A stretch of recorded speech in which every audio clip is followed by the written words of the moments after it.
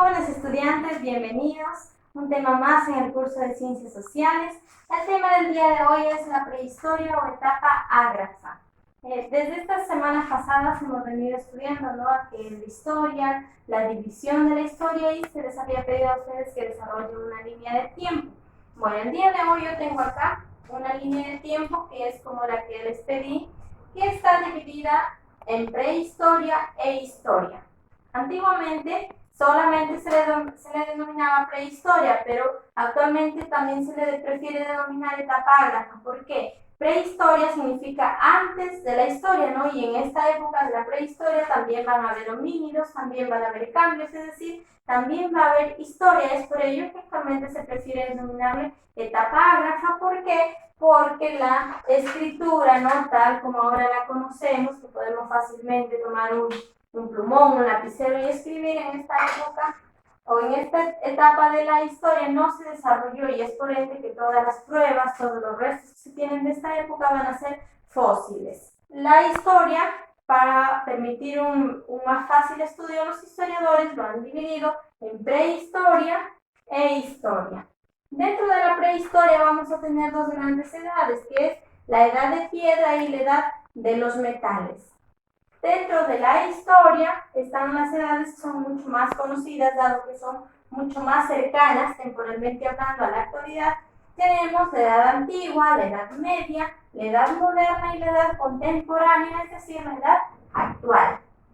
Pero vamos a empezar por la prehistoria. La prehistoria se va a dividir en edad de piedra y edad de los metales. Y a su vez, la edad de piedra se va a subdividir en paleolítico y neolítico. Paleolítico, como su mismo nombre lo dice, se refiere al uso de la piedra. Es precisamente por eso que se encuentra dentro de la edad de piedra, y el neolítico va a ser cuando se da una revolución de los utensilios, es decir, se deja de utilizar la piedra tal como se la encontraba en su estado natural y se empieza a trabajarla, a tallarla para producir herramientas líticas que ayuden en la caza, para partir la carne, para las diferentes actividades que tenían que desarrollar.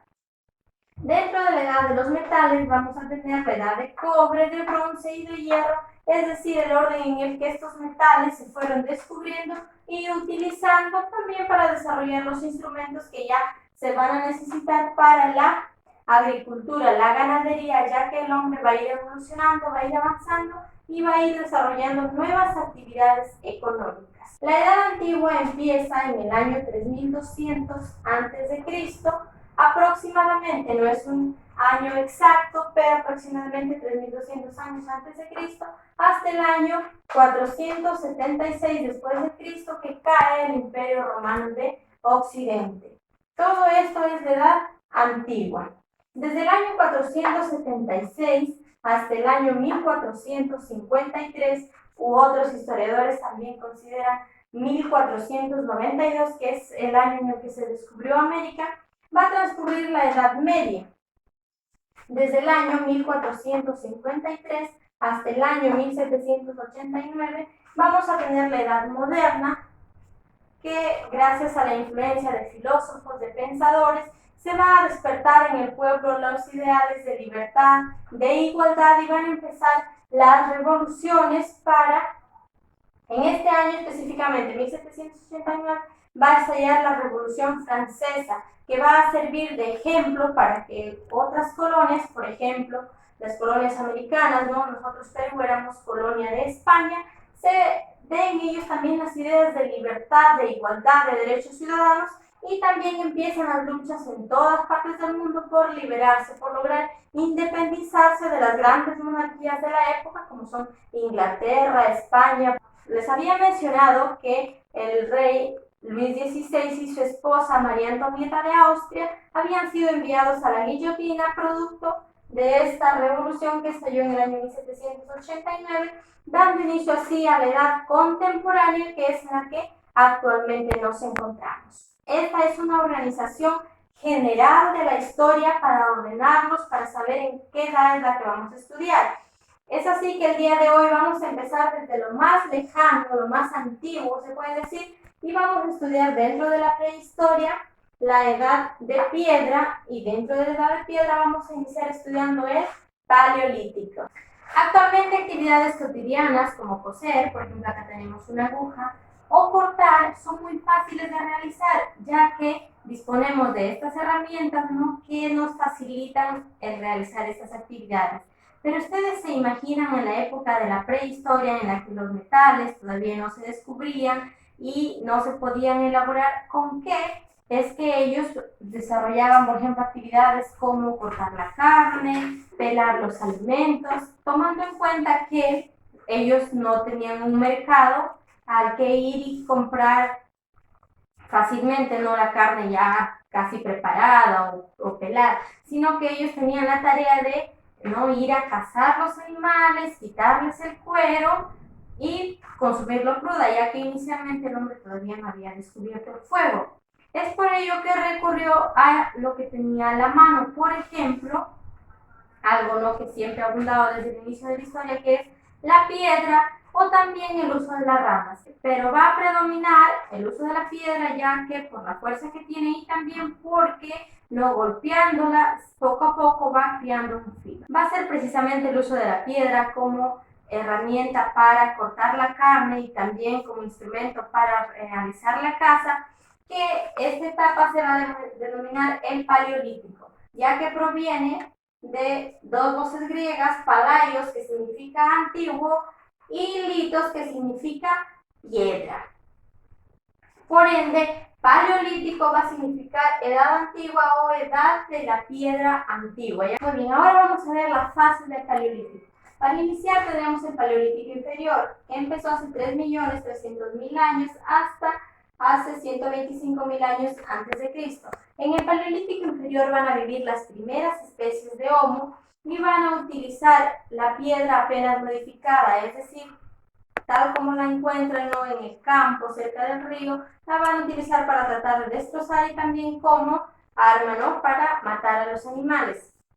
En esta época vivían en pequeños grupos familiares, ya que la escasa alimentación y la inestabilidad que vivían en cuanto a los productos de los que disponían para alimentarse hacían que las poblaciones sean pequeñas y no aumentaran mucho. En esta etapa también el Homo va a ser carroñero. ¿Qué significa esto? Por ejemplo, cuando vemos por la calle o por alguna zona que hay un animal muerto, van a empezar a revolotear los gallinazos. ¿Y qué se dice? Son animales carroñeros. ¿Por qué? Porque, por ejemplo, si es un perro muerto, ellos no lo han matado, sino que es un animal que ya está en estado de descomposición, que empieza a oler mal, que nosotros no tratamos de no pasar cerca de eso, pero ellos vienen y comen bien.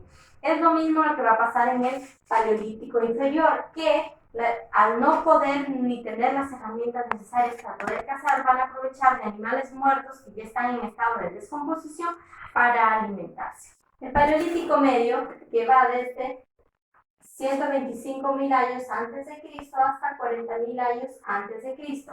En esta época la caza ya se hace más eficiente gracias al desarrollo de la industria lítica, es decir, el hombre ya empieza a transformar las piedras, busca las más apropiadas, las que tengan filo, para elaborar sus herramientas.